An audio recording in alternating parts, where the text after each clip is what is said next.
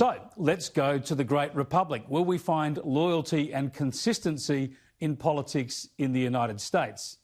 I think not. This is a contest of real power, and in this case, the stakes are as high as they can possibly be. The death of Supreme Court Justice Ruth Bader Ginsburg has created a massive opportunity for Donald Trump to leave a lasting legacy, a firmly conservative Supreme Court. This is something of enduring significance. The appointments, of course, are for life. Trump has already appointed 2 judges. Conservatives now have the numbers on the court. A third appointment from Trump to the 9-person court could protect the US from judicial activism at this level for close to a generation. So there is a vacancy. Trump will announce his replacement soon. It's almost certain to be a woman, a conservative woman, and then he'll seek endorsement from the Senate, where the Republicans have the numbers. What could be more straightforward? Well, as I said, this is a high-stakes political game, and political opportunism and that endless search for political consistency will have their say. 4 years ago, when Barack Obama attempted to make a Supreme Court appointment in his final year as president, the Republicans had the numbers in the Senate and blocked it, claiming that even then, many months out from the election, such appointments should just not happen in an election year. Here's the Republican head of the Judiciary Committee at the time explaining that this would be the new standard: no Supreme Court appointments in an election year. If there's a Republican president in 2016 and a vacancy occurs in the last year of the first term, you can say, Lindsey Graham said, let's let the next president, whoever it might be, make that nomination, and you could use my words against me and you'd be absolutely right. Yes, well, we are all checking back on those words now because the president and his Republican Party want to go ahead and fill this latest vacancy immediately. We said that if for any reason we have a vacancy on the United States Supreme Court, we will fill that vacancy. I will be putting forth a nominee next week. Yep, this is going to be yet another polarising and toxic debate in coming weeks and months, right up to the election and possibly beyond. The Democrats say the position should not be filled, that we should wait to see who wins the election.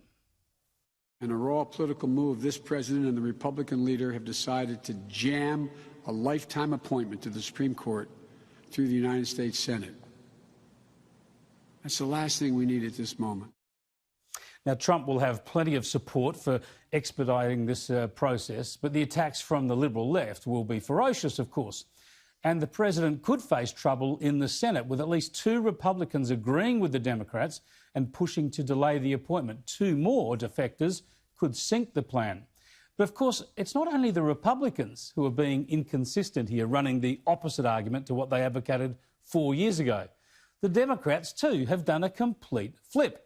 As we just saw, they want the appointment postponed now, but 4 years ago they knew exactly what the Constitution and the process demanded. That's the way the Constitution fundamentally should operate. The president nominates, and then the Senate advises and consents or not, but they go forward with the process.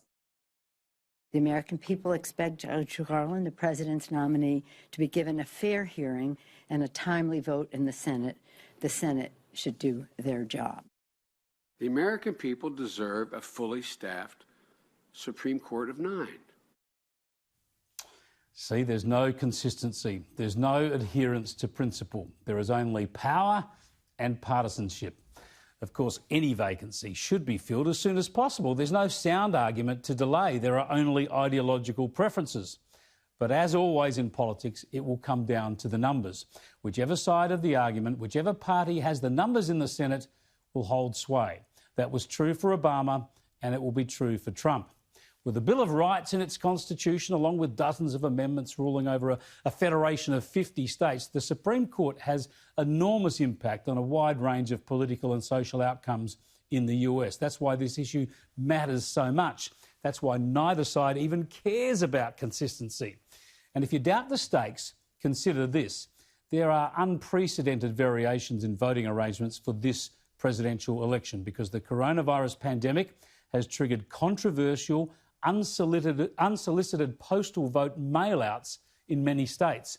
This is likely to delay the result of the election and create vicious arguments about results, counting, interference and legality. So one of the first issues on the agenda for the newly constituted Supreme Court could well be to rule on the outcome of November's election. This debate overall, though, is good for Trump's campaign. Why? Well, because he wants the election to be about law and order, police, the rule of law and civil disorder, and civil order, I should say, actually, versus what he would portray as the Liberal left's weakness, chaos and moral decay. So the Supreme Court debate only amplifies all of those arguments for him. It's going to be fascinating to watch the Supreme Court debate. We'll have more on that in the days and weeks to come.